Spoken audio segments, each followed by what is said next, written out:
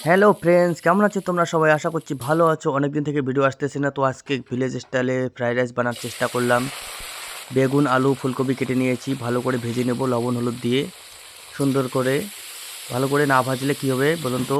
তাহলে কাঁচা থাকবে, তখন খাইতে ভালো লাগবে না। সুন্দর করে ভেজে নিলাম তেলের মধ্যে। তারপরে এদিকে পেঁয়াজ কুচি কেটে নিয়েছি অনেকগুলো। আজকে আমি ফ্রাইড রাইসটা ডিম দিয়ে বানাবো, সেই জন্যে প্রথমে আবার ফুলকপির মধ্যে পেঁয়াজ কুচিগুলো দিয়ে দিলাম, সুন্দর করে ভেজে নিলাম। দেখুন কি সুন্দর তেল ছেড়ে দিয়েছে।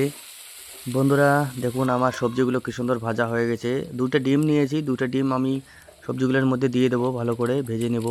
দুটো ডিম কিন্তু আমি দিয়ে দিলাম, সুন্দর করে আবার ঘেটে ঘুটে একদম সুন্দর করে ভেজে নেব, যেন একদম মুচমুচে হয়ে যায়। তারপরে কিছু সিদ্ধ চালের ভাত নিয়েছি বন্ধুরা, এই ভাতগুলো দিয়ে দেবো। আজকে বললাম না ভিলেজ স্টাইলে আমি ফ্রাইড রাইস বানাবো, সেই জন্যে কিছু ভাত ছিল, ওই ভাতগুলো দিয়ে আমি ফ্রাইড রাইস বানার চেষ্টা করলাম।